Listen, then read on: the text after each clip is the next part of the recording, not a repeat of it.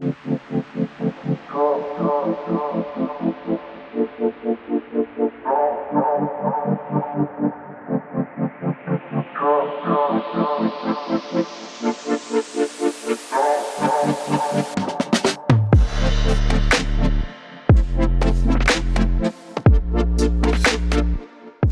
thank you again for joining. Really looking forward to today.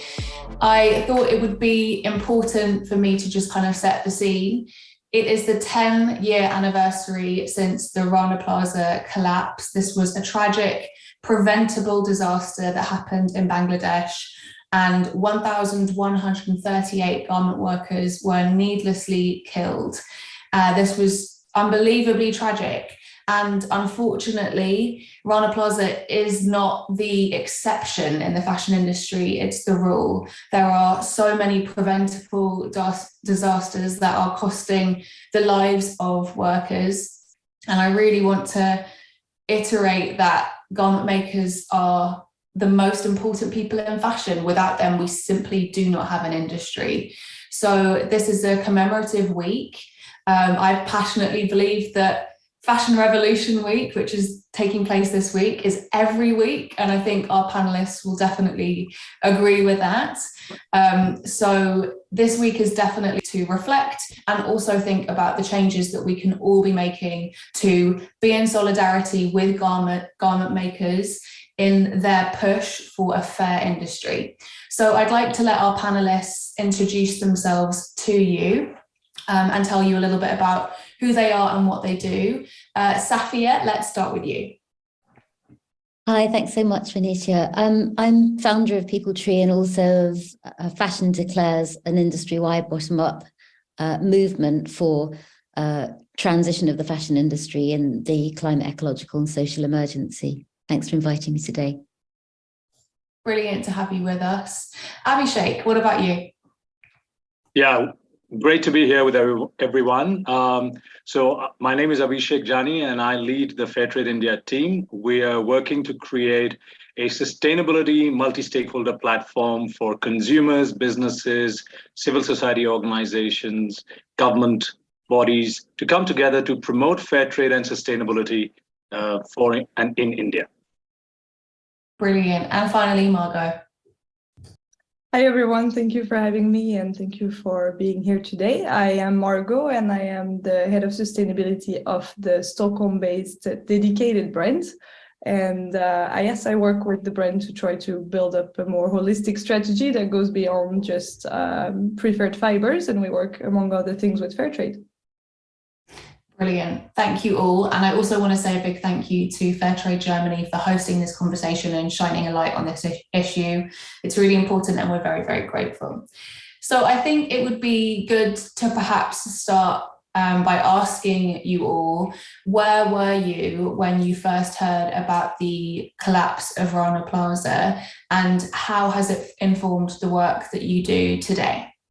And Safia, let's start with you. Okay, well, as global CEO of People Tree at the time, but running supply chain design and comms, we'd make 6 monthly trips, production trips to work with our fair trade groups in Bangladesh. And I remember the day, I remember it very clearly because usually I would meet up with the Amin Amarul Haq, who runs National Garment Workers Federation, to do campaigning work with him. And we've worked together. At that point, we'd worked together for about 15 years. And that morning, he didn't show up. We were going to go together to do a documentary.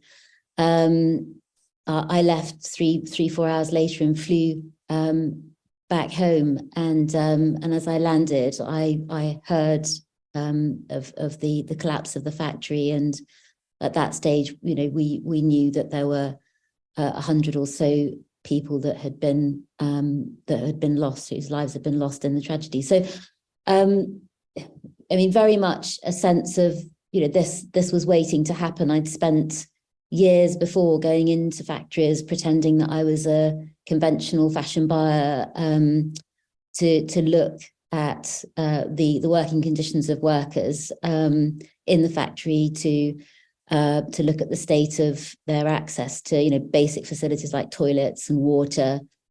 And then I'd met those same garment workers in their homes on the stilts, in the slums around Dhaka, to really understand, how the industry was basically designed as a highly exploitative human rights violator. Because I suppose when you design a fair trade fashion business, you want to know what is it fairer than? What are the existing conditions in conventional fashion? And I mean, I was very naive, I suppose, but seeing luxury labels alongside mass-produced supermarket labels and fast fashion labels, for me was always a surprise, that high prices at the retail end didn't in the least guarantee even a minimum wage to Bangladesh garment factory workers, let alone a living wage. So yeah, very much the shock and horror, but sadly the lack of surprise that this chasing of profit at whatever cost would result in something that was, that irresponsible.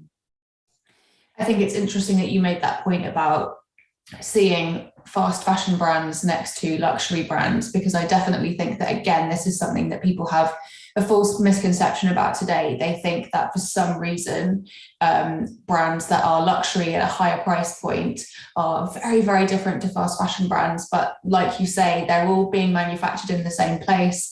And we know that some of the biggest, most powerful luxury brands have some of the worst practices. Some of them scored 0 points on last year's Fashion Revolution Transparency Index. So this is something that prevails today. And how did that moment perhaps alter the work that you were doing, or did it just reignite what you already knew? Well, I think, we've been a campaigning organisation as well as a, pioneer of fair trade practices and sustainable practices throughout our, product development and supply chain and trading terms. But I think we really doubled down on campaigning then. We did lots of press work around it. I remember when a number of organisations were on Oxford Street. We came and we were there interviewing people that were locked to Benetton's front doors. For example, Benetton had been one of the brands that refused to pay. And then I suppose really as a result of the work that we did, the media came and wanted to work more closely with us. So the True Cost movie, for example, the LA-based Andrew Morgan and his team, really, I think, it moved so many people that cared to really question the trading system, question our dysfunctional economy and the kind of consumerism that comes at the cost of lives. So I think, it created a hiatus to bring together organizations and people that care. Thank you for explaining that so succinctly. Abhishek, what about you? Where were you at the time? Do you remember where you were and how did it change perhaps the work that you do today or inform it further? Yeah, Venetia. So, unlike Safia, I think in my context, I didn't immediately click onto this. Well, in 2013, we were literally just about starting the setup of Fairtrade India to be this experimental South-to-South Fairtrade platform. But it was soon after that one of the brands that we were talking to, which was very much in tune with sustainable fashion ideologies, the founder of that, No Nasties, we kind of were discussing about sustainability and fashion. Of course, through that, I heard about it. So, fashion, cotton, garments, this is a very, very emotive subject in the context of India. It's very closely intertwined with our independence struggle and with Gandhi's movement of non-violent satyagraha. So for us, we were literally just figuring out where and what Fairtrade India's focus should be on. And I think once the extent of what was continuing and happening around the world, and certainly also in India, that was getting clear to us. And the Rana Plaza tragedy, unfortunately, was a huge wake-up call for a lot of us, even in the sector. We kind of made that one of our champion areas of work, because, as they say, it is in the darkest corners that you need to shine the light the most. And so, we brought working in fair trade cotton for the Indian context, even though we thought, how would the urban Indians respond to sustainable fashion when it was nowhere close to on their radar, the mainstream urban Indians. So yeah, we started focusing on that, and then in around January, February 2014, we had an incredible intern, Devina Singh, and she, was really moved by the fashion revolution call to action.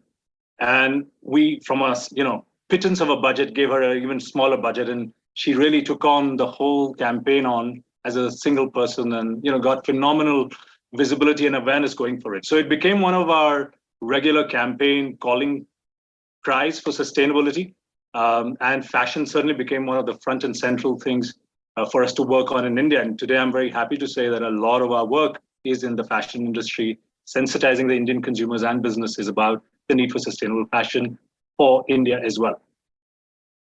Well, that is so inspiring to hear about for anyone who's watching and perhaps is in an intern role or that kind of position in a company, to be able to think that you could lead something like that and create such change. That's really wonderful and really inspiring.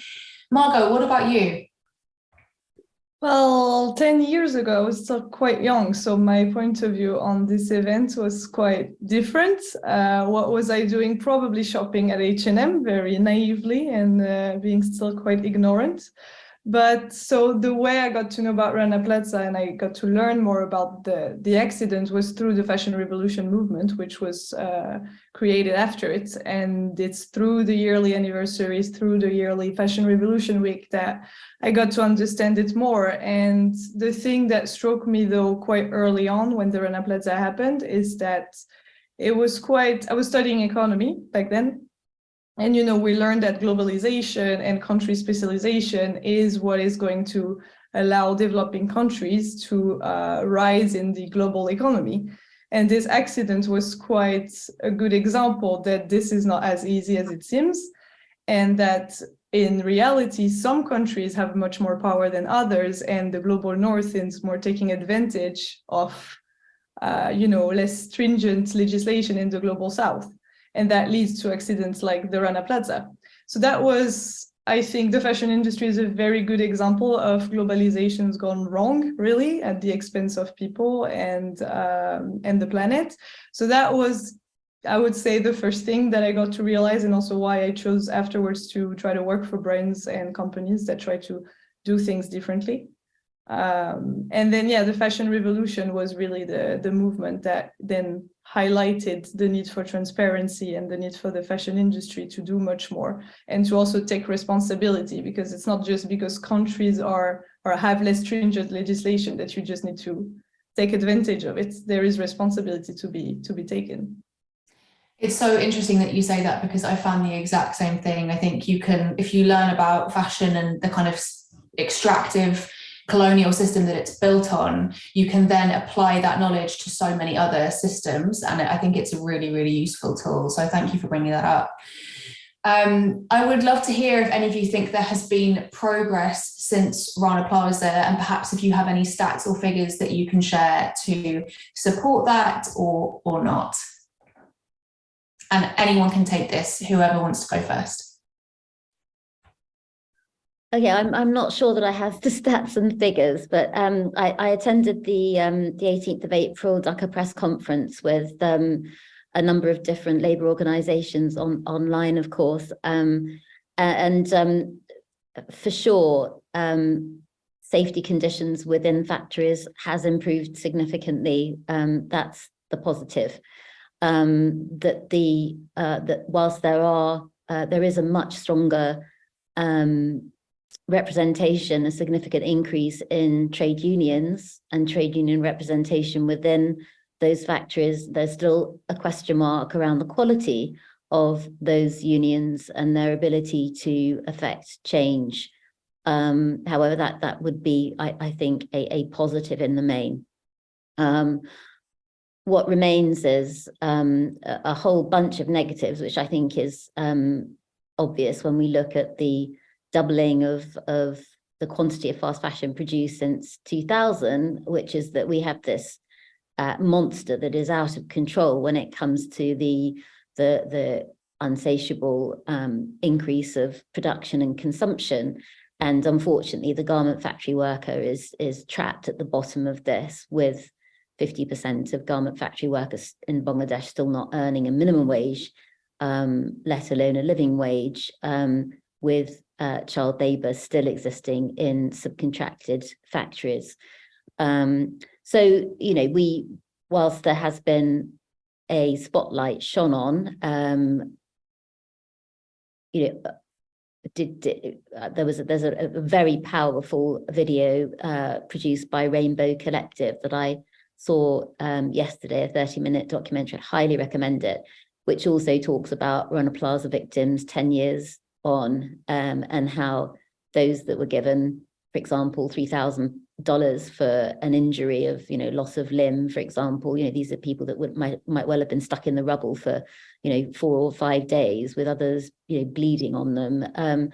That somehow would be enough money until their retirement, until their death. You know, it just absolute nonsense, and people struggling to make any money to cover their medical bills. So I think there's a real need to recognise that there are still a number of huge brands that didn't pay towards the fund. The fund came short of by about 70% of what it needed to bring together to compensate.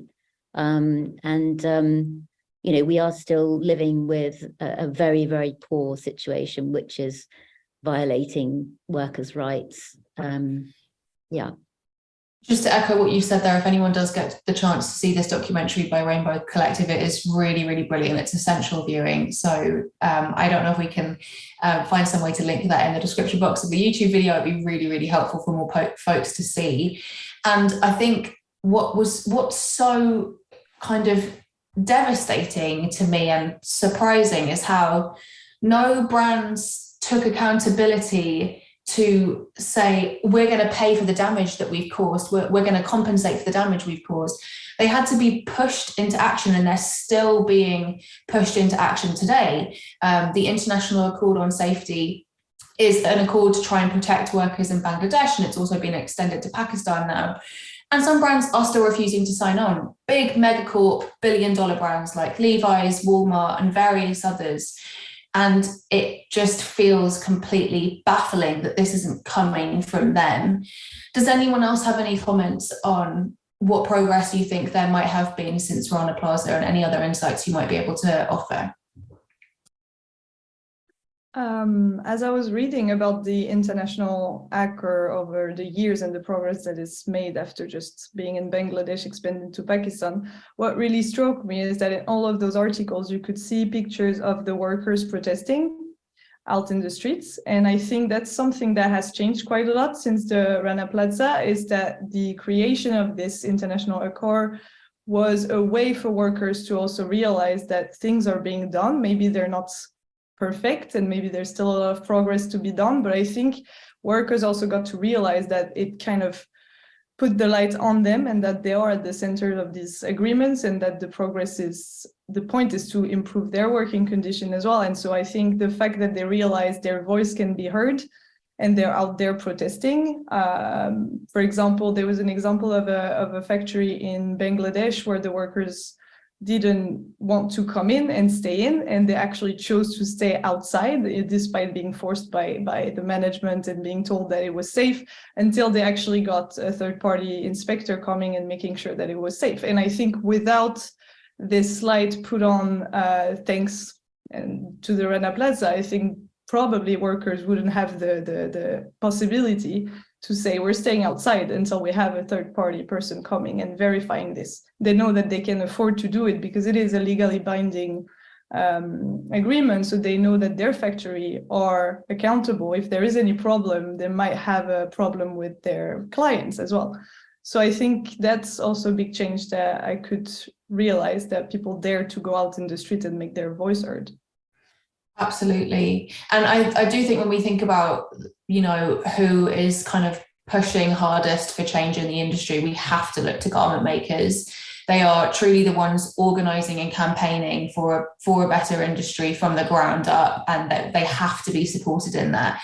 Some of them are working 5 or 6 days a week, and on their day off, they are organising and they are protesting. And I personally find that unbelievably inspiring, and also, clearly that is where we need to be looking to when we're looking for solutions. Abhishek, why do you think it's so important to take the lead from grassroots, bottom-up movements like these garment makers protesting when it comes to changing the fashion and textile industry for the better, and how can we support that? Yeah, I think being at the forefront of the industry, manufacturing, but also facing the brunt of the economics of fast fashion. I think if there is one stakeholder in this whole equation who faces the brunt of it, I wouldn't say it's a brand or a retailer or even a factory. It is the worker. And further down the value chain, I would say it's the farmer, right, or cotton. And I think we have to understand the impact of our choices in the context of what is the lowest common denominator, what is happening to the folks who are on the front line, and how is their life getting affected through our choices as businesses, as consumers, as governments. So for us, I think it's critical to know that whatever we are doing, and I think from that perspective, the fashion revolution has been phenomenal in bringing consciousness amongst businesses and consumers to know that, hey, there are those faceless, nameless people behind our garments who are actually bearing the real costs of our choices. So that realization coming forward, I think now we have to listen to them. That realization coming forward, we now need to make choices that allow, at least a life of decency for them. And I think that's where I feel progress is going to be made. If we stay stuck in a business as usual top-down approach, unfortunately, a lot of times, the priorities are not placed on fundamentals. They're based on things that you can see in a balance sheet or on a television screen. Absolutely. I think when we think about ways to change the fashion industry for the better, one thing that is abundantly clear and agreed upon, I think, by everyone is that garment makers need to be paid a fair living wage. Ultimately, it would be great if they could have equity in these companies and they could have a bigger decision-making role and obviously more of a stake in the money side of things. But at a bare minimum, they need to be paid a fair living wage. And this is where the Good Clothes Fair Pay campaign and petition comes in. If anyone is new to this, I would really, really encourage you to check it out. It's called Good Clothes Fair Pay. And if you are an EU passport holder, alas, heartbreak, I no longer am. So please, on my behalf, please do sign this petition. Please do sign it if you hold an EU passport. They are campaigning for more signatures to ensure we have legislation that means garment makers are paid a fair living wage. Why do you think, lovely panelists, it's so important for garment makers to be earning a fair living wage? And why do you think this campaign is so important? And I do not mind who goes first, whoever wants to take this.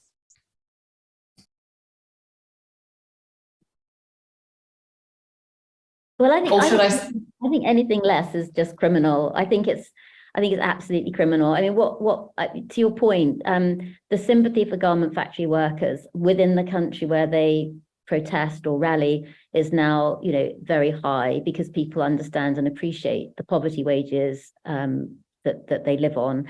And the Rana, the building owner, has still not been sentenced. He's to be sentenced the second week of May, and absolutely needs to go down to show that an irresponsible factory business owner like that is absolutely, they must be punished.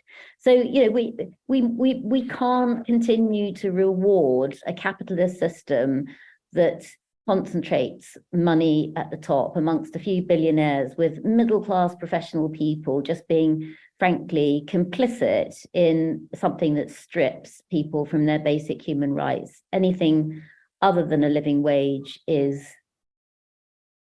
criminal, it's impolite. I mean, it should be, fair trade, or the semblance of decent trade should be what our system is built on. We don't have it because of lack of transparency, because lack of accountability, vested interests, a sordidly dysfunctional system.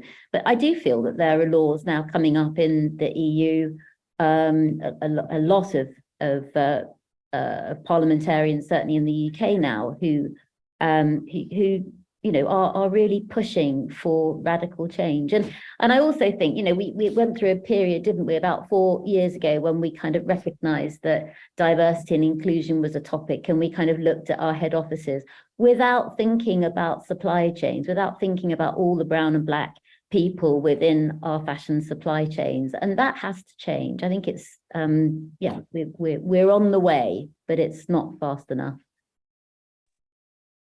Yeah, I just want to add a little bit to what Safia has so articulately shared. I think it's not just in the context of polite. I think living wage, as we're saying now, is a fundamental right. It's something that almost all of us who are attending today's webinar and living in cities take for granted, right? A living wage is not a life of luxury. A living wage is something that will ensure you a decent and a basic life and a livelihood for your family, right? So what are we talking about? We're talking about right to access to healthcare, to education, to housing, to clothing, to utilities. These are not luxuries that we're talking about. And in today's day and age, where global economy is growing at the rate and with trillions and trillions of dollars being spent on war and so on, I think it's not that as a society, as a global economy, we cannot afford it. I think it can be afforded. The question is, do we have the will, and do we have the political will to make sure that the regulations are there, to make sure that the businesses are being held accountable, that everybody is being treated fairly and decently? And I think for me, that's where it is a fundamental right. It is not asking for the stars and the moons. And as Safia rightly said, right now, many people are not even getting the minimum wage. So I think we need to push the envelope.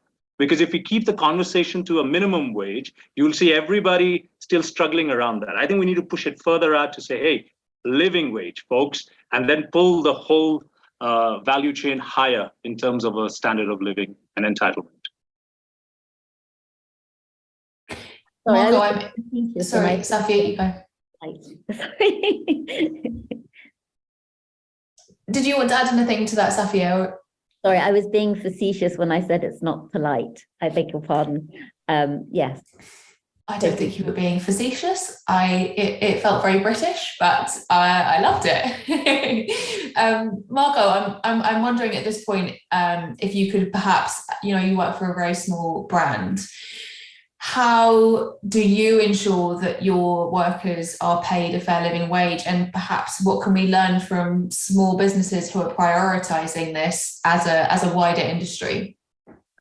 So the brand started in 2006 using Fairtrade and organic cotton. So, it was very small back then. It was a couple people. It's only like private investment, private capital. And the first thing they chose to do was to invest in organic and Fairtrade. So, that tells you how easy it can be. It's out there. It's very easy to work with. I think Fairtrade is like the most impactful label that there is out there, because there are a lot of certifications out there that we can invest in and that we can promote, but Fairtrade is doing an amazing work on the ground. And I think it's the easiest thing that a brand can do. Of course, it has a cost, and of course it affects margin, but given the work that they do, it's obvious that we need to pay for something there somewhere. So it means that you will pay your product a bit more expensive, and you will pay a premium as well for the farmers to reinvest in their community, and then you will pay a license fee. But all of this, if it's already part of your business model when you start your brand, then it is not something you think about. It's just part of what you need to work with. So I think starting with the brand with Fairtrade like this is so much easier than, of course, trying to become sustainable when you've been working as a conventional fast fashion brand for all of your life and being used to certain amounts, to a certain margin. So it's the most important thing to do. And then how you can do this is by choosing the right partners. And the way the brand started Dedicated is that we contacted Fairtrade Sweden, who put us in contact with what is still now our biggest supplier. And this is very important to choose suppliers well, because as a small brand, you don't really have the financial leverage to really change the structural functioning of a factory. So you need to work with factories that are already trying to do things better, and they're already doing things for the other brands that they work with, but also because they believe in better working conditions, they believe in investing in different type of material, and that they can afford to work with brands that will be more passionate and will have more with who they will have more power of negotiation as well. So it's very important to choose your partners well, and that I would say is one of the biggest challenge. Because you want to work with factories that are big enough to have those structures for the workers and to have enough people to deal with your processes that might be more complicated than just sending an order and then hoping for best price and negotiating a lot. So it is the hard part. It can be hard for us to find factories that are big enough, can take on our small quantities, but can also have the knowledge to work with those certification and source the right fabrics and work with Fairtrade, because we've had this issue in the past. So this is a very important thing to do when you're a small brand. Choose your partners well and work with certification that do the work on the ground. Brilliant advice. It makes me think, and really insightful as well, to think about how when a brand, that should be the whole ethos of a brand, right? It should be everything. Like, how are you doing things? How are you doing things the right way, the polite way? And it also does make me think about how, in contrast, big fashion brands will just have a page of a one page on their website about sustainability, and that's it. And really, it should be the entire business model, as opposed to just a tag on. Like, we just have a page on it, read about it there, and it's nothing, and it's meaningless, and it's greenwashing, frankly. Safia, at the end of last week, you were outside the Department for Business and Trade in London campaigning for fashion justice. Why do you think it's so important to put pressure on our governments and policymakers to create legislative that's such a hard word to say, legislative change? And how can we as citizens help amplify that pressure? Yes, thanks. Good question. Well, Fashion Declares started at the beginning of last year, and we kind of came together, people that worked in the fashion industry, so, you know, designers, people in logistics, finance, marketing, people who on the supply side, people, you know, outside, but working for and to support the industry. And what was felt was that there was no shortage of solutions, but the sharing of best practice was really, really limited. And that actually what we need is a framework for, well, we need a common language, but we also need a framework to really mainstream some of this activity. And so to your point, last Friday, we had the big one. Extinction Rebellion brought together about 200 organizations working in environment, climate and social justice. There were over the weekend close to, I think, 90,000 people that came together. And there are about 350 businesses that targeted different departments within the areas that they worked. So Fashion Declares, we brought 150 fashion leaders in the fashion industry together with about 15 speakers to talk outside the Department of Business and Trade.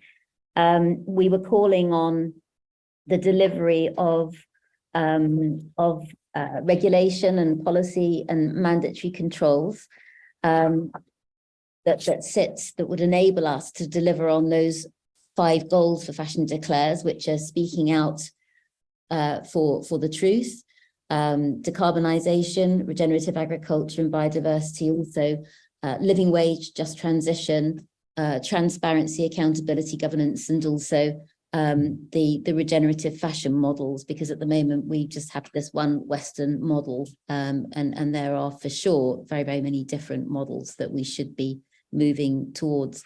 So there was a really interesting debate yesterday, the House of Commons brought together by Fashion Roundtable and Labour Behind the Label. And I do feel, despite obviously having Brexited, which makes things really frustratingly difficult for a UK citizen, but certainly the EU human rights and environmental due diligence, the adoption of that now is being really pushed by fashion industries here in the UK, because obviously they want to sell into the Europe and they also want a level playing field. The discussions around, for example, a fashion watchdog, which would ensure that there is, a proper function for grievance for fashion workers, and so this is now being supported by a large number of, the bill is being supported by a large number of MPs in the UK.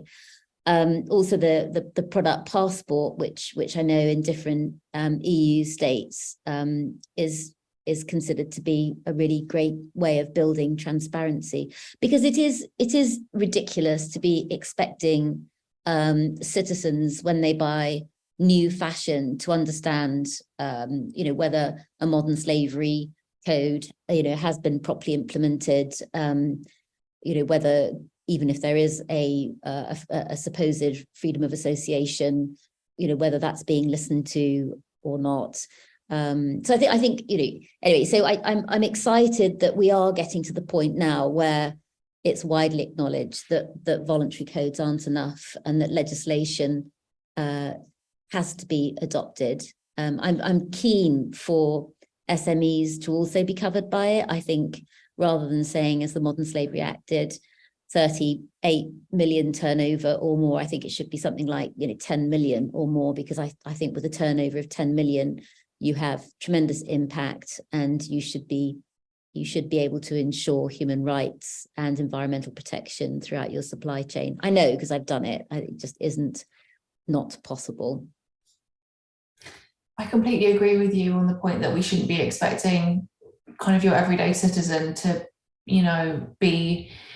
be really well versed in this stuff. Like, the goal is for anyone to be able to walk into any shop, no matter their position of accessibility or privilege or their financial position, and just rest assured that the t-shirt they're buying or the school uniform that they're buying for their children was made by someone who was paid a fair living wage, and that brand isn't overproducing clothing. And that is why legislation is so unbelievably important, and why good clothes fair pay is a really brilliant thing to sign. Please do check it out in the chat. And also, just a little reminder, we will be having a Q&A with our panelists in 5 minutes. So if you have any questions, please do leave them in the chat. We would love to hear from you and to hear your questions. Abhishek, 70% of rural India depends on agriculture for their livelihood, which is a lot. 70%, that's such a big number. How does Fairtrade India ensure that these farmers are protected, and what could we learn from this work as a whole, as a wider industry? Yeah, thank you so much for that question. I just want to take a step further back in the context of what is happening in agriculture, particularly in the Indian space and also in the context of cotton. So not only is 70% of rural India dependent on agriculture, but that is also happening in a context where we have close to 67% of cotton cultivation happening in rain-fed agriculture. So overall, if you look at agriculture at large, about 50% plus of agriculture in India is rain-fed. If you look at specifically in the context of cotton cultivation in India, nearly 2/3 of that is happening in a rain-fed context, right? This is also happening in a context where 90% of the cotton cultivation in India, and mind you, India produces about 25% of all cotton in the world, right? So 90% of that is GM cotton, genetically modified cotton, right? Which comes with its own economics, which comes with a high input cost, high chemical intensive mode of industrial agriculture. And then when you combine that also with the limited access to finance that smallholder farmers have, in the Indian context, again, if I was to say, we would have about 15 to 20% of the smallholder farmers getting access to institutional finance, right? And similar numbers getting access to crop insurance. So this in itself is a ticking time bomb for a socio-economic catastrophe. So it's in this context that Fairtrade's work with smallholder cotton farmers kind of comes into significance, because our model here, which most of you might be aware of, is to work with smallholder farmers by helping them get organized as a collective, because it's in the collective that the social capital exists. It's in the collective that a lot of these economic barriers can be crossed. Further up the value chain, whether it's getting workers organized, and at the farms getting smallholder farmers organized. That I would say is one of the key aspects that Fairtrade focuses on. And then that collective takes a responsibility for better practices. So whether it's labor on their farms, whether it's the use of chemicals and use of natural resources on their farms, the Fairtrade standards can be then brought in together for the collective of farmers. And then obviously, and I really feel that this is important, that the economic model also needs to be aligned. It is not right to ask all these heavy burden and costs of compliances to be imposed on those who are most economically vulnerable. So in the Fairtrade model, we talk about making market linkages where the farmers are basically entitled to receive a Fairtrade premium. The Fairtrade minimum price right now is too low. The market price is high for cotton, has been so for a while, but the Fairtrade premium can be quite transformative as a almost like a venture capital fund for them to invest in their improvement projects on the ground. And so these are I would say, the key aspects of the Fairtrade model, working with smallholder farmers, which allows them to have economic empowerment, which then through the economic empowerment and economic sustainability of the farmers, allows them to then follow the better sustainability practices. Anything that says you can focus on environmental sustainability, social sustainability, without focusing on the economic sustainability of the farmer, for me, I think that is a facetious model, actually, because unless the farmers are sustainable, they will not be able to follow, even if they want to, the sustainability models and requirements, right? It's the exploitation that breeds exploitation. So from that context, that's the fundamental model that we work on at the cotton farm level. That's a fundamental model that's critical also in the future and the current context of climate justice, where, again, those who've contributed the least, the smallholder cotton farmers, have contributed the least to climate change, who are facing the biggest impact of climate change. So I think this is a framework that we would like, we're obviously focusing on scaling up within the Indian context. We're also going deeper into the supply chain for textiles with our textile standards and looking at capacity building of garment factory workers through our textile standards, applying similar principles of empowerment of the collective of the workers, and then ensuring better practices in the factory.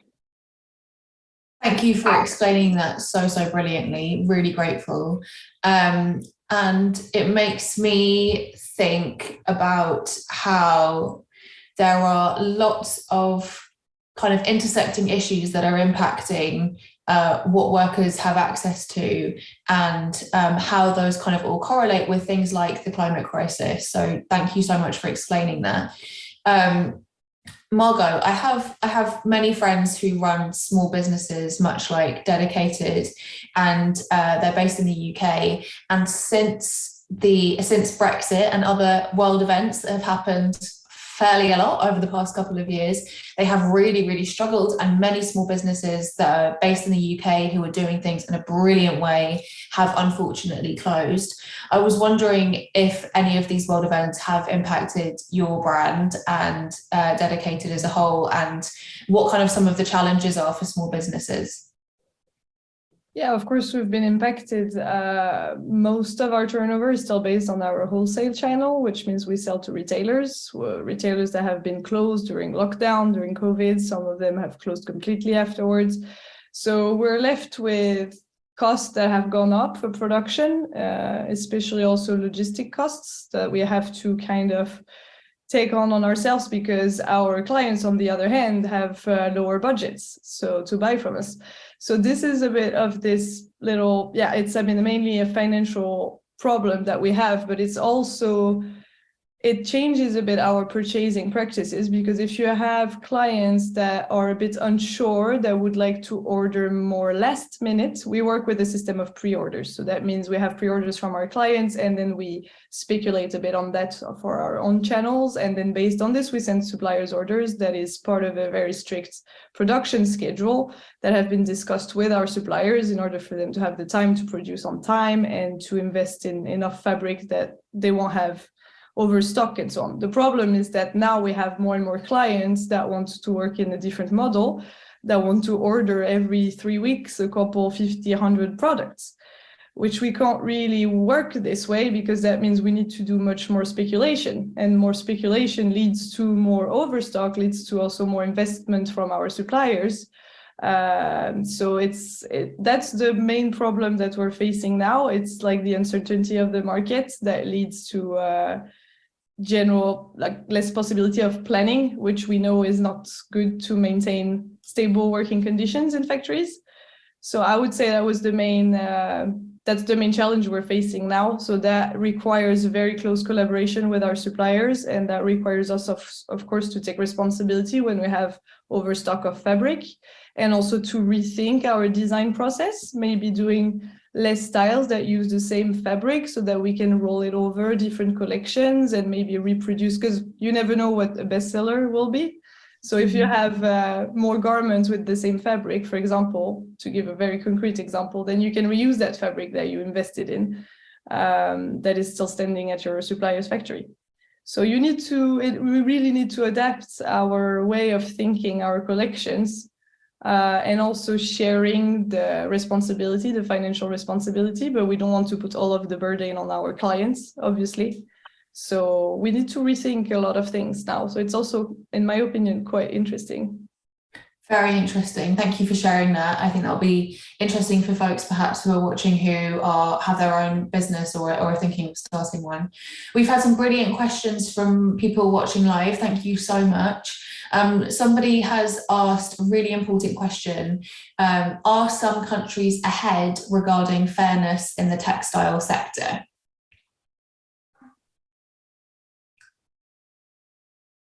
I can just mention, in terms of legislation, as we mentioned before, is one of the main push for brands to implement new practices if they're being forced to. It's the best way, I think, for most brands to change, because what was before a financial opportunity to save money is potentially becoming a possibility to lose money if there are legally binding laws that maybe with financial sanctions. And for example, France and Germany had due diligence laws that were, I think Germany started with the law being applied this year. I'm not sure about the timeline for France. So it's based on the OECD due diligence principles, and it's mainly assessing the risk in your supply chain and trying to minimize the risk. And I think it will be quite aligned with the coming European law on due diligence. So there are countries that take the risk, because I think it can be a risk for staying competitive, to have those extra laws coming up for brands. So it's really good that the European Commission is also putting up something together that harmonize the rules a little bit at the scale of a giant European market. And I think it will also encourage factories in the global south to change their practices to be more competitive if they're already compliant with the coming laws. Brilliant answer, thank you. Question specifically for Safia. Someone has said, I know that you've been to Fairtrade factories in India. Is there a story of development that you've heard at the factories here that inspired you? And also, how do we get more CEOs and brands to meet the makers? Yes, I mean, I think that partnering with suppliers is key to fashion companies and buyers. On the welfare trade organization principles, if you apply them, then you quickly realize that you'll have to design products differently, you'll have to work to a different critical path, you'll have to finance the business differently. And to compensate for that lack of competitiveness, in the conventional sense, because we're all on this race to the bottom, aren't we, at the moment, with synthetics charging it and fossil fuels charging it, then you will have to do you will have to talk about the difference, the social impact that's generated from that to really develop the kind of brand loyalty so as to succeed. I mean, I've met with a large number of factories in India, not so much in Bangladesh, because mostly it's craft suppliers, artisanal groups, which are fantastic for small brands, because you can order as little as 500 meters of a fabric, and you can design it specifically. And some of those artisanal craft groups will be WFTO members, so they'll work to fair trade standards. I think the experience from working in Indian factories is that, given a partnership that is built on a mutual understanding, innovation comes much more quickly. So designing new fabrics that are low impact fabrics with organic cotton, for example, designing social impact initiatives also becomes much more possible. So, it's about being, responsible in a partnership. For Slave to Fashion, the book that I wrote 5-6 years ago, I visited a factory that in Tirupur in India that works with earth positive continental clothing. They supply fair share t-shirts to Billie Eilish and various artists for their gigs, for example, organic cotton, but also this fair share is a premium that's paid to workers, and I know that the initiative has been very, very well received in that it's reduced kind of people being off sick, they're in more regularly. The way the owners have been very clever in recognizing that if the wages just simply go up, then the landlords around the factories just put up the price of the rent. So there's been a lot of thought and consideration into how the wages can go up so it stays in the pockets of the garment workers, and they really feel that their welfare is being looked after. In terms of getting CEOs and brands to meet makers, we are coming into an era of multi-stakeholder, just like the food supply chains are all about de-risking in the climate and ecological emergency. Textile fashion will be the same. So CEOs and senior board members will have to know what's going on in order to be able to navigate through what will be a really, really tricky next 5 years. So I would expect that we will see more senior people going to meet and interview and really listen and learn how they need to be better businesses. Brilliant answer. I think it's also something to pay close attention to as citizens and as concerned people about this issue, because we will also see this kind of woven into greenwashing and ethical washing campaigns with almost fake factories or kind of pop-up factories and CEOs supposedly going to meet people who make the clothes. But it's something that's really important to think about, and to think about critically, I think, as well, because we're already seeing that from some big fast fashion brands specifically. We've had a question which is as follows: any ideas how textile workers could be even more involved in the process of improving their own working conditions? Are there more ways to make them and the current circumstances in the textile sector more visible? Listen to them. It's so important, and you can do that anonymously. If people are shy, gradually they build up a habit of being able to speak their minds. I've been in craft artisanal groups where they've said, we're wasting lots of fabric. Why are we not making that into product? How about we make bags out of it and sell it in the local market, or Safia, you give us some designs and we'll sell them in Japan or Europe.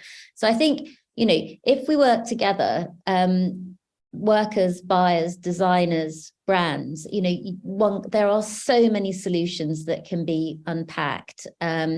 For example, reverse resources, which is looking at factory cutting waste, for example, they're also finding ways of creating not just new products with waste, but also really important livelihoods and incomes. So I think, we just need to be, and thank you very much, Hannah, for popping it into the chat box. I think really framing textile and clothing in the context of the climate and ecological and social emergency that we're in, and understanding that anything that we buy new is a luxury. And if we're buying it using with naturally extracted resources in it, we should be ensuring that the maximum people have benefited from transforming it from fiber, whether it be pharma to fabric, and then onto a garment that we hopefully will treasure rather than just throwing it away after 7 wears.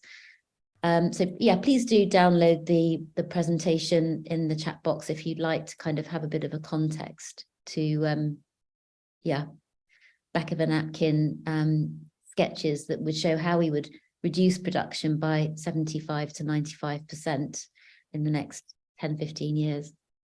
Thank you so much for putting that together and sharing it with us. I have another question. Do you believe that the fast fashion business model will survive in the future? And I'm conscious of time, so if we could keep this answer fairly brief, whoever wants to answer it.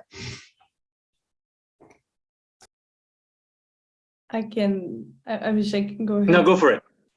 I know that in the European law coming up, there is a whole chapter about kind of phasing out fast fashion. I think it's actually exactly how it's put out, phasing out fast fashion. It's interesting. One can be hopeful when we see companies like Shein coming on the market. It's not super optimistic, but knowing that it is an institution like the European Commission, that it will be part of the legislation, and that they put the word out that they are aware the business model, the fast fashion business model, is what's causing the biggest problem, because we all know that production quantity is really what the biggest problem is. So I think it's encouraging to see it in those texts. They haven't really revealed how they will control it and how they will phase it down. I think they will try also to push other branch of the industry, such as secondhand instead.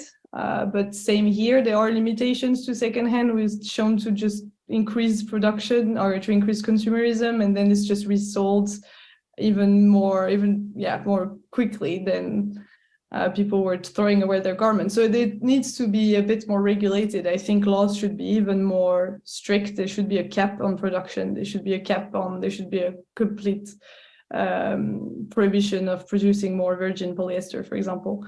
So it needs to be a bit more ambitious, but as I said, they haven't revealed everything yet. So let's hope that it will be strict. And the fact that it's in the text, it's already quite encouraging.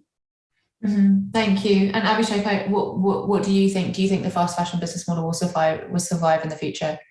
Yeah, I think it may survive with different forms. I think there's so much technology that we're hearing about, which is coming in, that it may survive in a different shape and form. But I think fundamentally, what needs to come in is that it should not be the part of the mainstream. And I think currently fast fashion is the mainstream, and everything else is trying to kind of find a space. I am really hopeful that with the regulations coming in, with the climate emergency actually becoming a reality for all of us, so therefore there's a realization of choices affecting our lifestyle as well as the consumer engagement and awareness coming in, that alternative models and alternative ways of consuming fashion will become more and more the norm, rather than being on the fringe. Brilliant, thank you. Final question, very, very briefly, in kind of one line. What would you, and I'm sorry because I know the issue is so much bigger than this, and like Safia has mentioned, there are so many solutions, but what does a fair fashion future look like to you? And if there was one thing that you could really hone in on it and solve, what would it be? And I'll start with Margaux. I think we need an overall systemic change, not only in the fashion industry. We need to see profit as a mean to reach other social and environmental benefits and not as the end goal. Yeah, great answer. Abhishek, what about you?